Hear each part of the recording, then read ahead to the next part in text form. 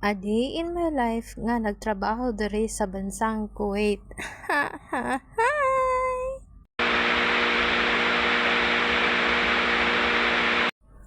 For today's video mga kamanay, tara, uban ni na pud ko maglaag ta.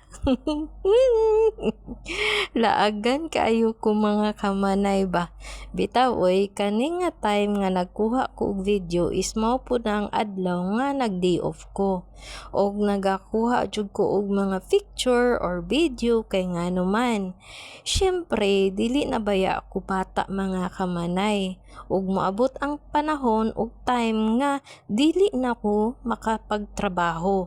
So ako ang gina-treasure nako o gina-enjoy nako ang mga memories while nagtrabaho ko dire sa bansang Kuwait. Kanang nakita ninyo sa video mga kamanay is mao day na ang bag-ong airport dire sa bansang Kuwait mga kamanay.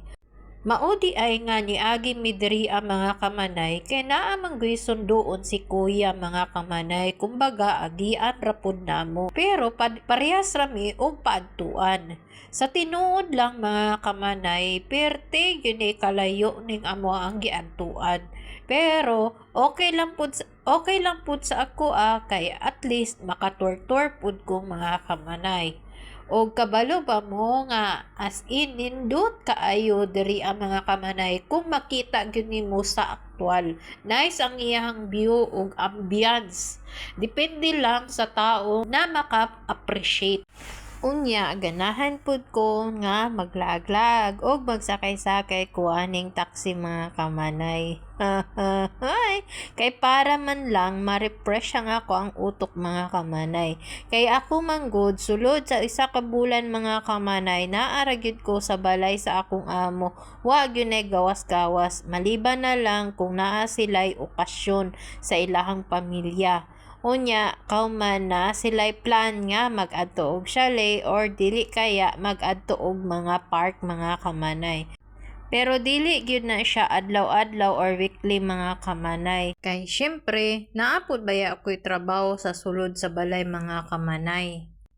Kay dili baya gyud pwede mga kamanay nga pasagdan pud nimo ang imong trabaho nimo sa sulod sa balay, parehas anang maglaba, magluto, maglimpyo, mamalansya. Ug syempre dili pud pwede nga pasagdan lang pud nimo imong kaugalingon mga kamanay magsigig trabaho. Mo nang unsay na tendency nga dili magkasinabot ang amo mga kamanay og kauban nimo mga kamanay. Maong importante gyud sa mga OFW especially nga nagtrabaho sa sulod sa balay nga naa-enjoy day off mga kamanay kay para ma-rest pod ang utok sa katabang. Kay kita manggod na mga katabang mga kamanay, tao lang manggod mga kamanay nga kapuyon ta unya naa po tay ginadamdam o ginadibdib na mga problema nga kailangan nato mag-refresh sa ato ang utok. Syempre, dili lang kay porket naa kay relax sa sulod sa balay ug nakatulog ka din na is okay lang. Mali na siya nga mindset mga kamanay. Mao gani na nga daghan kayong mga kababayan nato nga mag-inawayay mga kamanay kay tungod sa lack of communication mga kamanay og syempre full of stress. Kay ang magtrabaho magud sa sulod mga sa balay mga kamanay is maka-stress gyud siya mga kamanay. Kay adlaw-adlaw imuhang makit-an nimo adlaw-adlaw ang imuhang trabaho.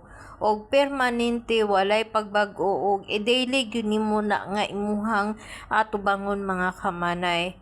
Unya, syempre sa adlaw-adlaw especially sa mga babae kay naabiya tay changeable mood. Ang ginatawag ana is magbag-o ang ato ang mga emotion nato mga kamanay. Kailangan pud nato ang social communication sa ubang tao mga kamanay kay usa pud na siya makapadagdag sa ato ang self confidence, self treatment or unsa ba na kailangan para sa imuhang sarili nga makapa-improve mga kamanay. Pero naay ubang tao nga dili jud ka gusto nga pagawason ka, it's because naapod sila reason nga para maprotektahan ka. But that is wrong mga kamanay. The more nga ginakulong ka is the more magkaroon ka og anxiety, stress og depression. Kaya nga naman, kay tungod man good nga naara ka permanente sa sulod sa balay. Unya, unsaon nimo matuto bilang tao, diba? Unya, dili na lang tataman. Daghang king salamat and God bless us all po sa lahat. And bye-bye. Thanks for watching.